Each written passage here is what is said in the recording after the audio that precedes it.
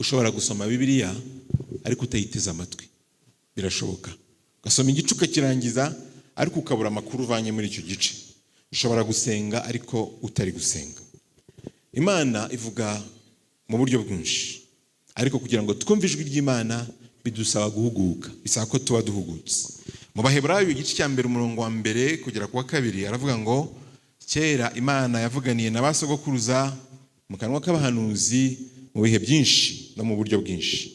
Naho muri iyi minsi y'imperuka yavuganiye natwe mu kanwa k'umwana wayo, we yashyiriyeho kuba umuragwa wa byose, ari we yaremesheje isi. Ese uwo mwana w'Imana twaramwumvise? Tumaze iminsi myinshi tumugarukaho kenshi. Kuva ku isabato twagize iminsi nk'itatu ikurikirana tuvuga iby'uwo mwana w'Imana. Ese uwo mwana w'Imana twaramwumvise? Imana ntabwo yacecetse, ivugana natwe. Kandi Imana ivugana natwe mu buryo bwinshi uko tumaze kubibona. Bumwe muri ubwo buryo Imana ivuganamo natwe ni mu ijambo ryayo. Mu rwa kabiri rwa Timoteyo cya 3 umurongo wa 16 aravuga ngo ibyanditswe byera byose byahumetswe n'Imana kandi bigira umumaro wo kwigisha umuntu no kumwemeza ibyaha bye no kumutunganya no kumuhanira gukiranuka. Muri yo 33:14 haravuga ngo Imana ivuga rimwe ndetse kabiri nubwo umuntu atabyitaho. Hari ubwo Imana ibasha kuvuga ntitubyiteho, ariko Imana iba yavuze. Dukeneye kwiga kumva ijwi ry'Imana. Kandi Imana ibasha kuvugira mu gusenga. Muri Yeremiya 33 umurongo wa 3 aravuga ngo ntabaza ndagutabara nkwereke ibiruhije bikomeye utagenze gute, ibikomeye biruje utamenya. Bivuze ngo no mu gihe dusenga ni umwe mu buryo dushobora kuganiramo n'Imana kandi Imana ikadusubiza. Rimwe na rimwe tujye twibaza impamvu hari igihe dusaba Imana ikintu, Imana ikatinda kudusubiza kugera ku munota wanyu. Ukaba ufite amafaranga 20,000 ugatangira kubona ko adahagije akiri 20, ugatangira ukabwira Imana dore Imana mu giseke harimo ubusa, dore mu mufuka harimo ubusa, ugasenga Imana ikakureka ugasigarana 15, ugakomeza ugasenga, ugasigarana 10,000, ugakomeza ugasenga, ugasigarana 2 ugisenga Imana itarakwereka handi bizava. Waba usigaranye 0, ibyiringiro byawe byashize, Imana ikazana ibisubizo.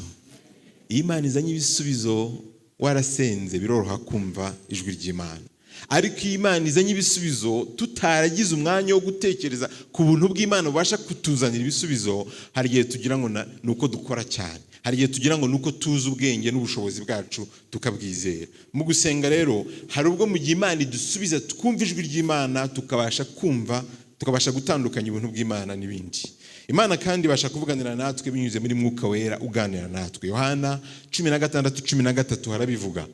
Imana kandi ibasha kuvugana natwe binyuze mu bintu bitubaho cyangwa ibyo tunyuramo. Ibibazo tunyuramo, ibisubizo tunyuramo ni inzira Imana ishobora kunyuramo iganira natwe.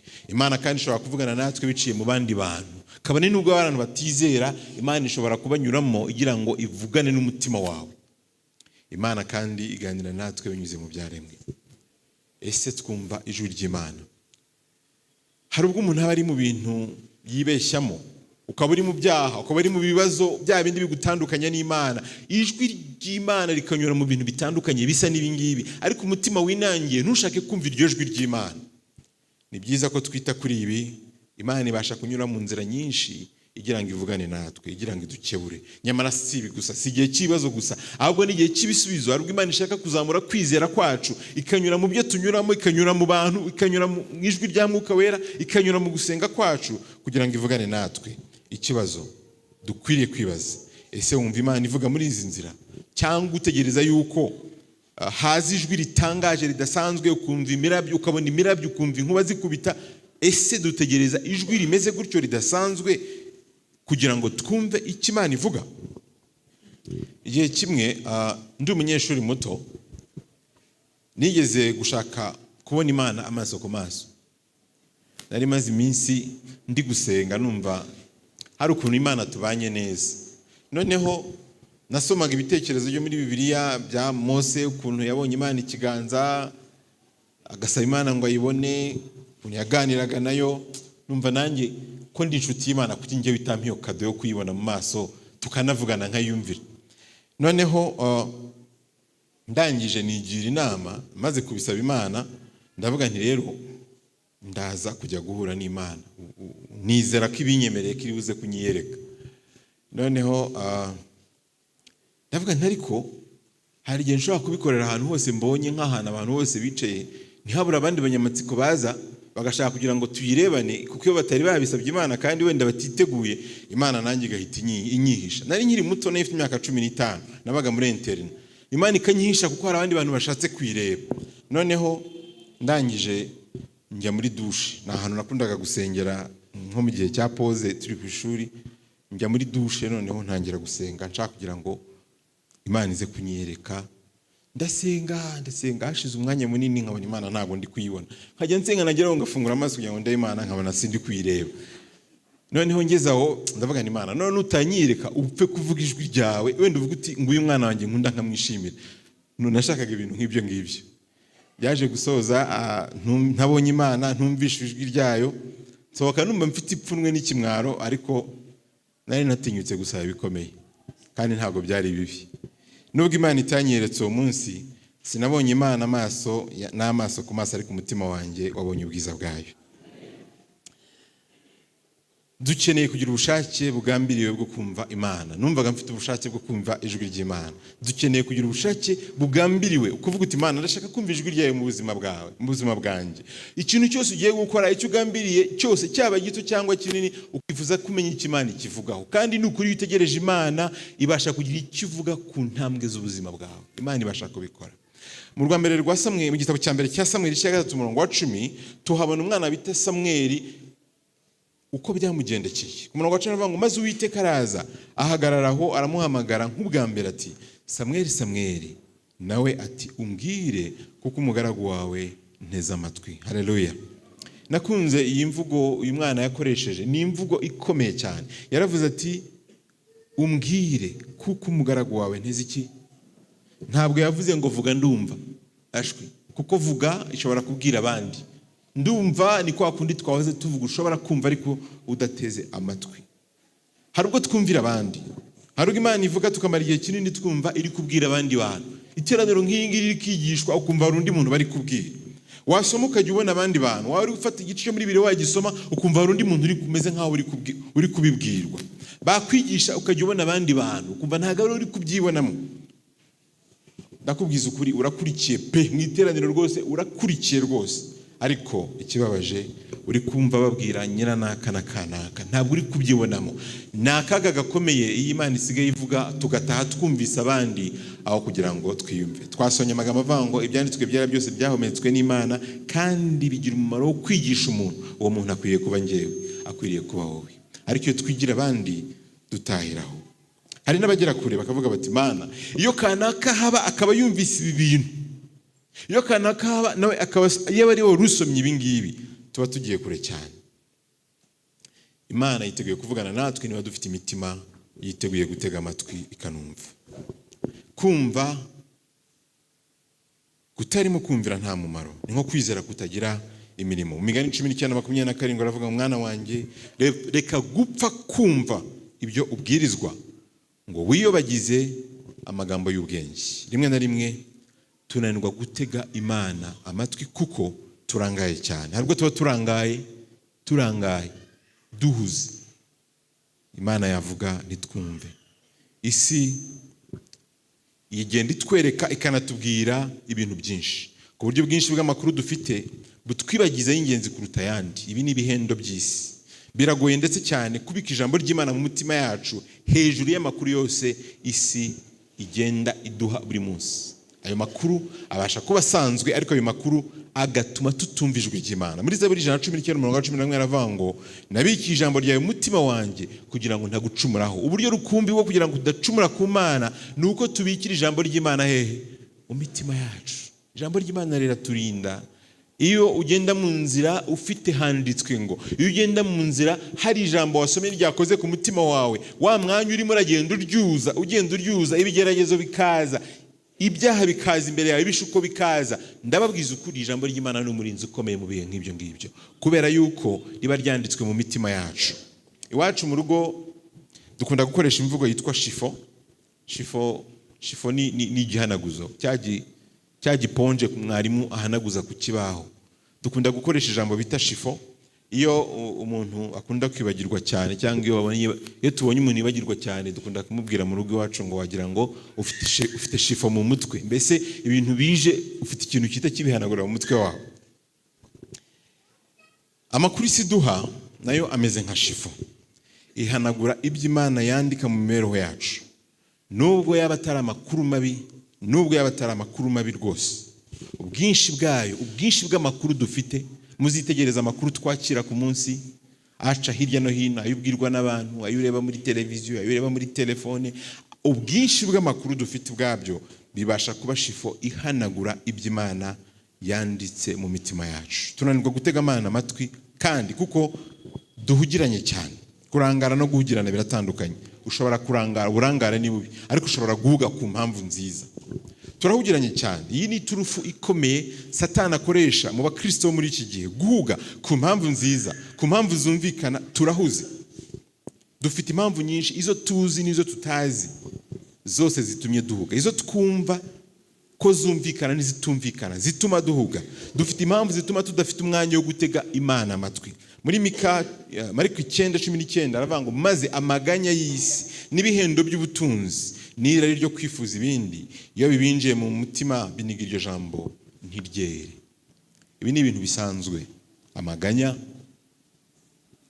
y'isi, ibihendo by'ubutunzi n'irari ryo kwifuza ibindi. Duhora dushaka ibindi. Ibi ngibi biniga iryo jambo, maze iryo jambo ntirishobore gukura. Tujya tuva mu rusengero twigishijwe. Hari igitekerezo kera bajyaga batubwira ngo iyo twinjiye mu rusengero ngo Satani abahagaze inyuma ngo afite ibikapu, hanyuma ngo iyo ugiye kwinjira aguha igikapu, ukaza kwinjira mu rusengero ukicara ufite igikapu cyawe. Hanyuma ngo bakigisha iyo impamba baguhaye yose ukajya ugenda ushyira mu gikapu. Hanyuma ngo benshi iyo tugiye gusohoka ngo ugera hariya ku muryango Satani abwira ati nsubiza iki? Subiza igikapu cyanjye. Hanyuma ugataha uko waje. Hari abagira amahirwe ibikapu bakaba babirenza umuryango bagataha, ariko bagera mu rugo tukaba dufite ibindi bintu byinshi cyane bisanzwe. Simbabeshya, ni ibintu bisanzwe, ariko kugira ngo ibintu by'Imana bibone umwanya wo kugira ahantu bifata mu buzima bwacu, nuko tubiha umwanya wo kubyuza. Inyamaswa zuza murazizi, bazita rumina. Inyamaswa zuza, impamvu zuza ni impamvu ebyiri zikomeye siyansi ivuga izira nyamaswa zuza. Imwe mu impamvu ya mbere ituma zuza nuko ziriya nyamaswa ni inyamaswa z'indyabyatsi. Iyi nyamaswa ari indyabyatsi aba ari inyamaswa ishobora kuribwa n'indi nyamaswa, yaba ari prey y'indi nyamaswa runaka, predator ya inyamaswa y'indi yayirya. Bityo zigiramo ubwo bushobozi bwo kurya vuba zidashyira ibintu ku murongo, zikarya vuba kuko ziri ahantu ziba ziteguye ko hashobora guhinguka inyamaswa yazirya. Noneho zamara kugera ahantu hatuje zicaye, zishobora kureba iburyo n'ibumoso, zigafata umwanya wo kugarura bya bintu bitakacanzwe neza, zikabasha kubyuza. Icyo bita kuza, sibyo? Zikongera zikabiha wa mwanya, bikaba ibyo kurya byuzuye. Imwe ni impamvu ikomeye cyane.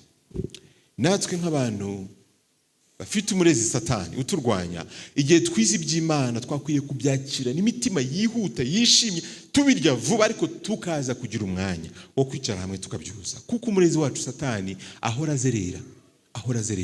Mu kuzerera kwe rero aca mu bintu bisanzwe. Ndakubwiza ukuri bisanzwe.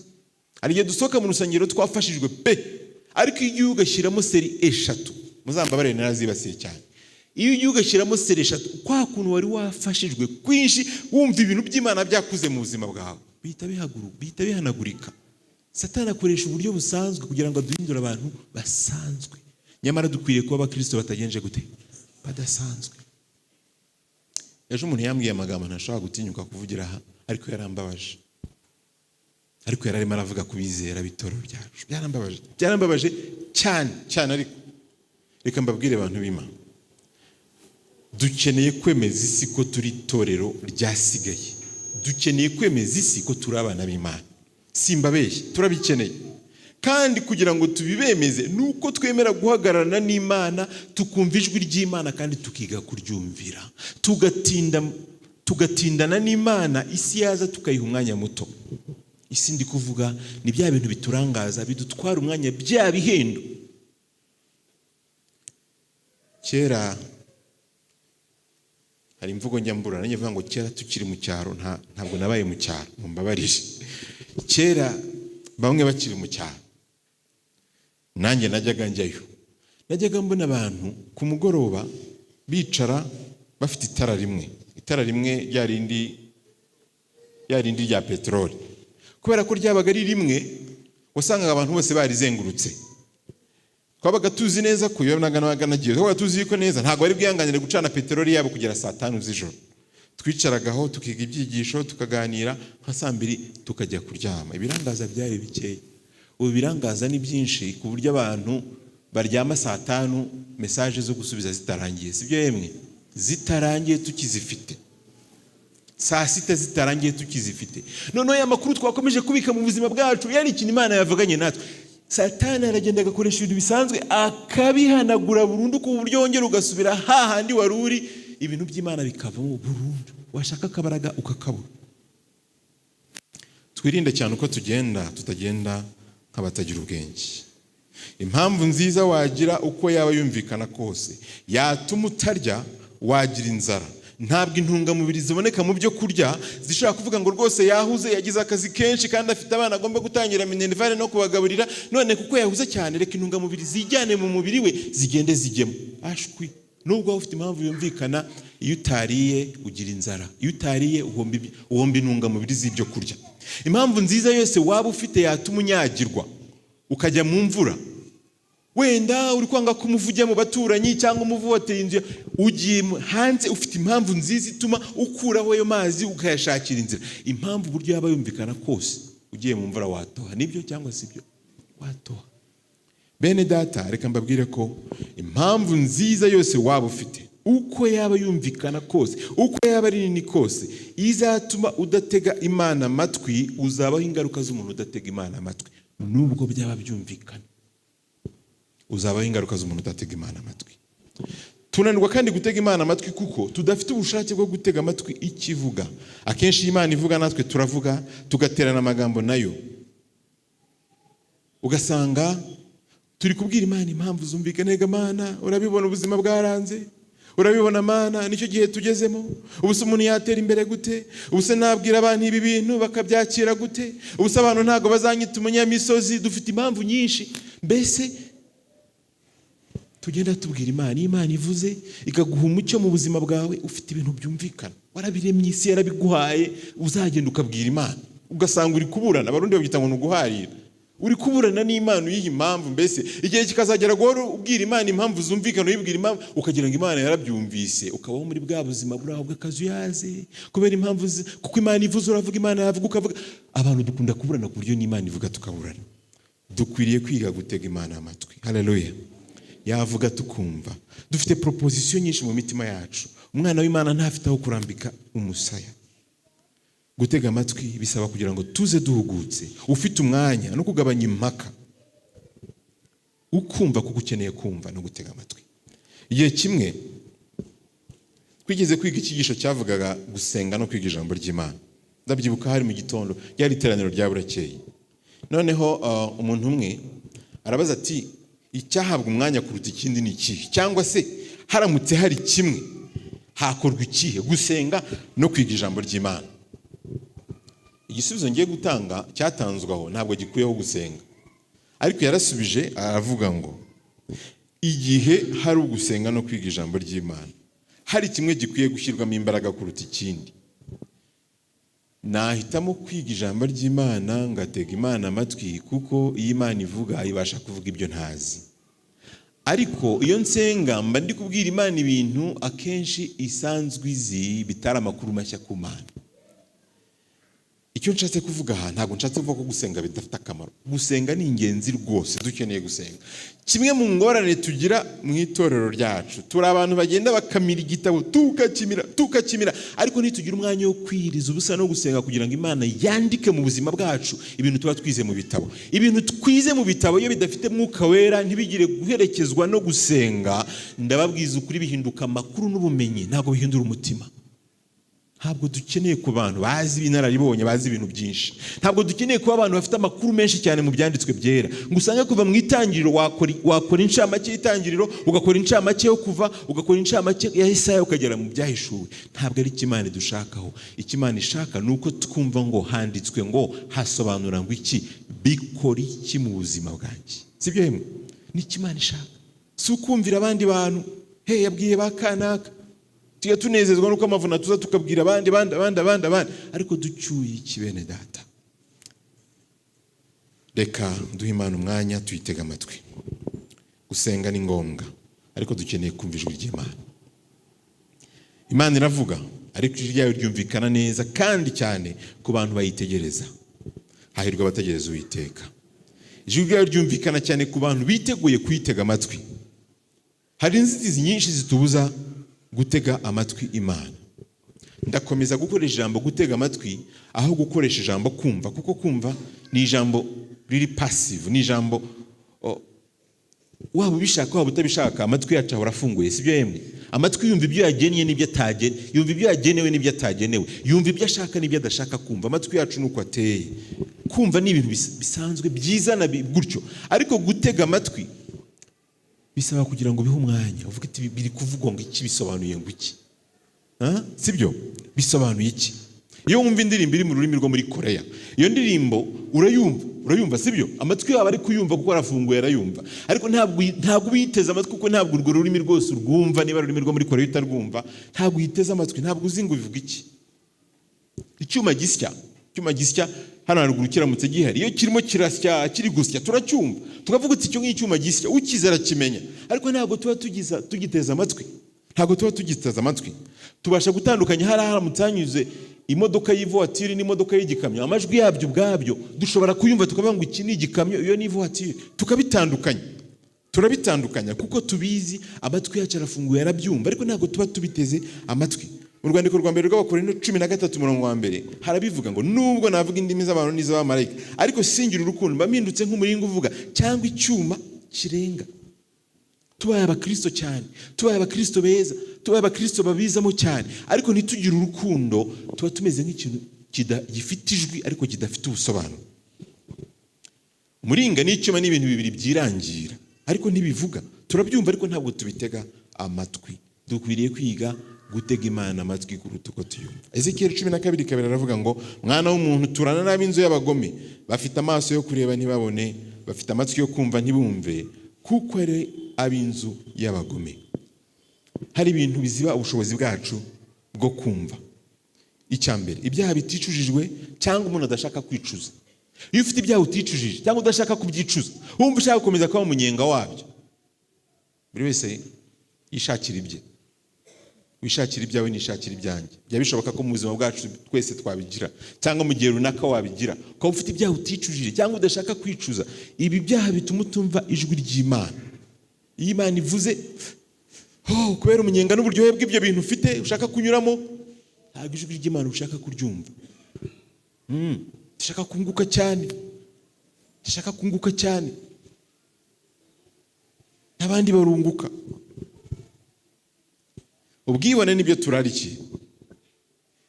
Ibyo turarikiye n'ubwibone, nacyo ni ikindi kintu gituma tutumva ijwi ry'Imana. Njyewe mbese ikaba nini. Hari n'amasomo muri Bibiliya. Ibya mbere ibyaha biticujijwe, Yesaya 59:2.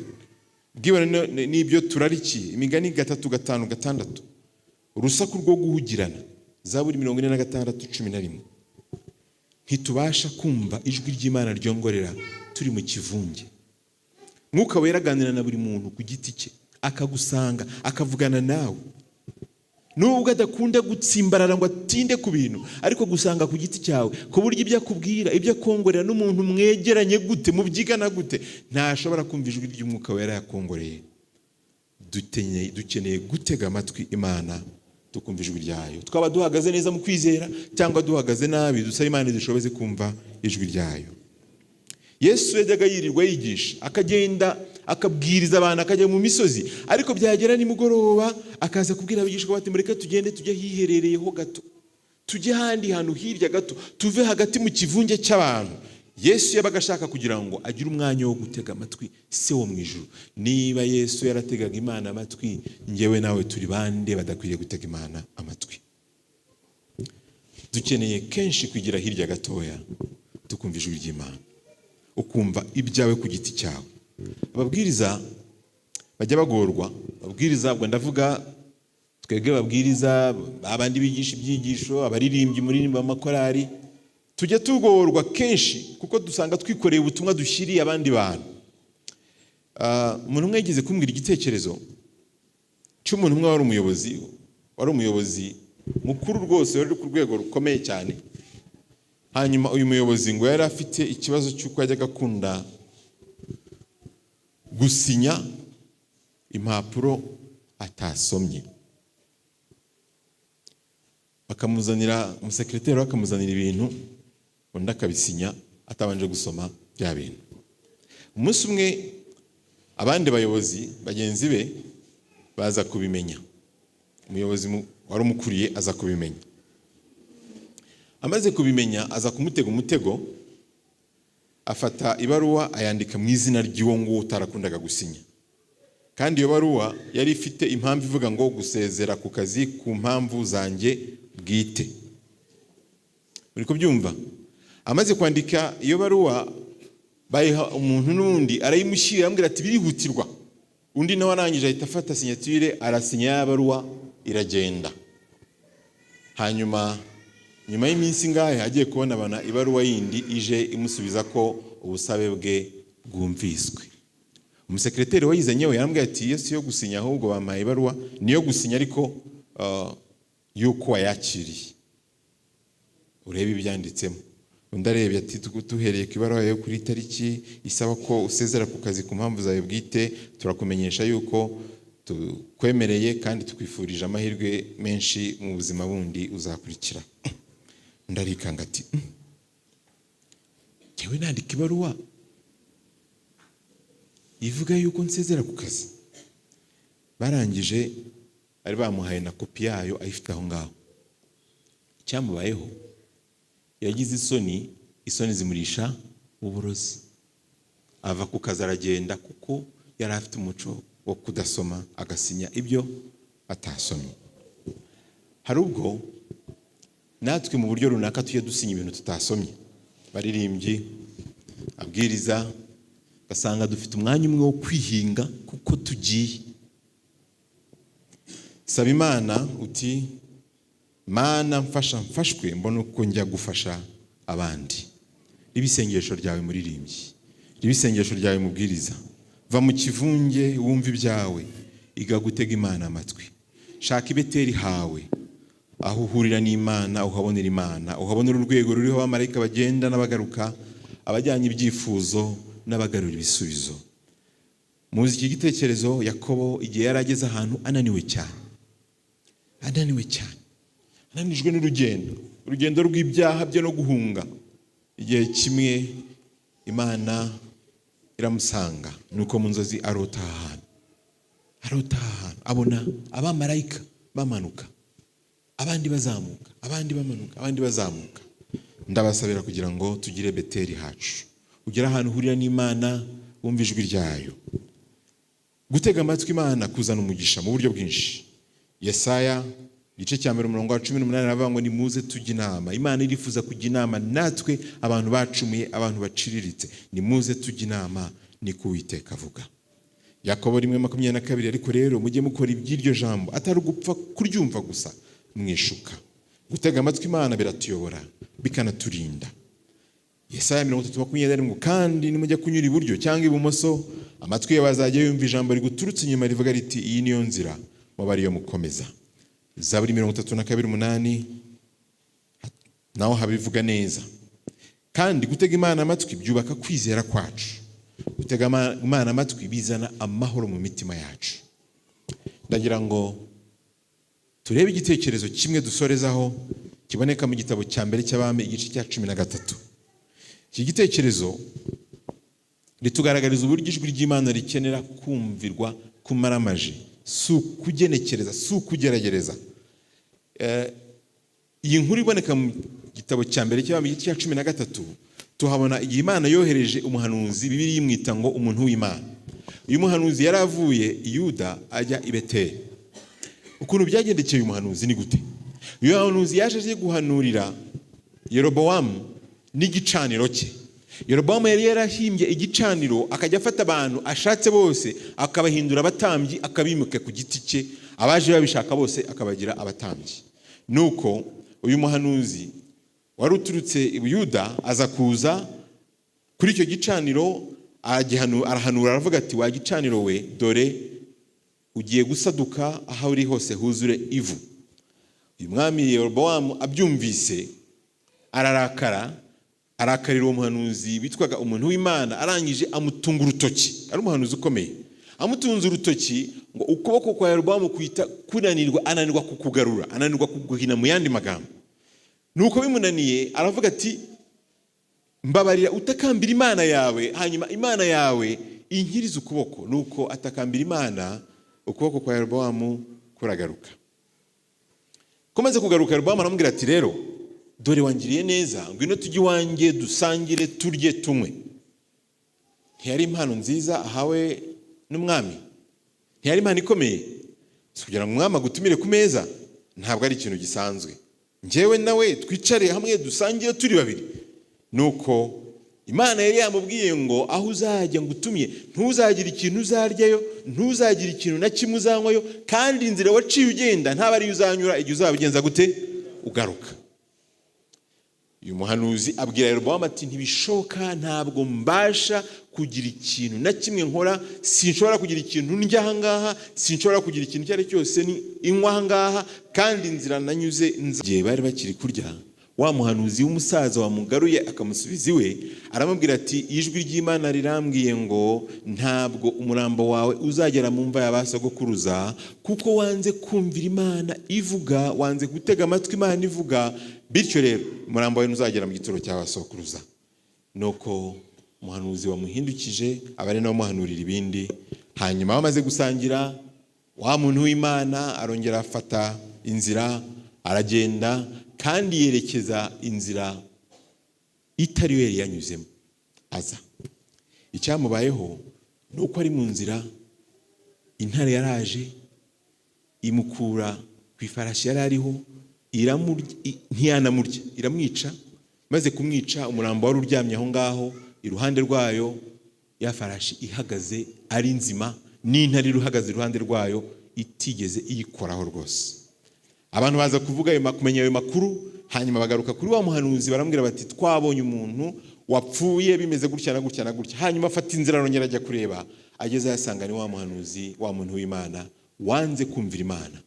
Hanyuma icyamubayeho ni uko yaje aramushyingura. Iherezo ry'uwo mugabo riba iryo ngiryo, kwanga kumvira Imana mu bintu bitoya. Yari yahanuye, sibyo yemwe? Yari yahanuye mu izina ry'Imana, yari yahanuye rwose.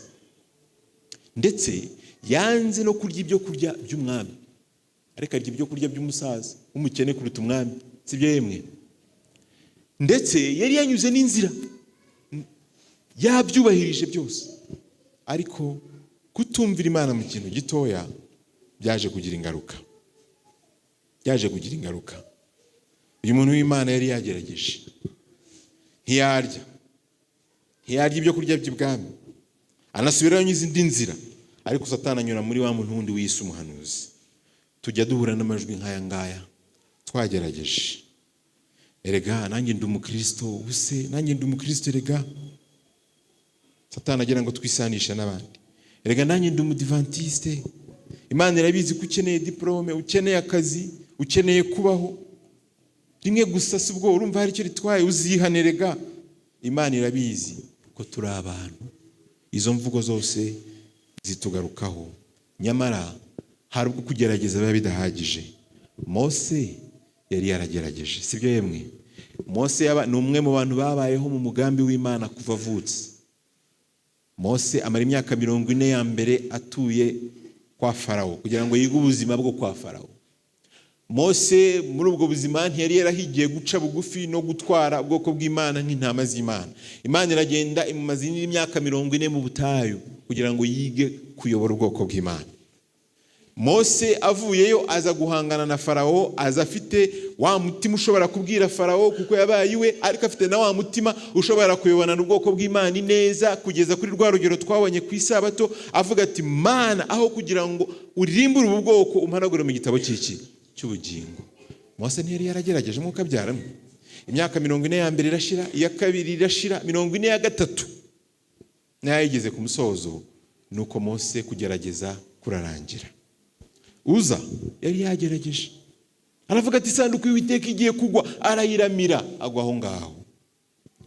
Kumva ijwi ry'Imana ntibihagije, tugomba kuritega amatwi, tukaryizera kandi tukaryumvira byuzuye. Kabone nubwo hazi ijwi ry'umuntu witwa ko abwirijwe n'Imana, tugomba gushishoza tukumva Imana mbere ya byose.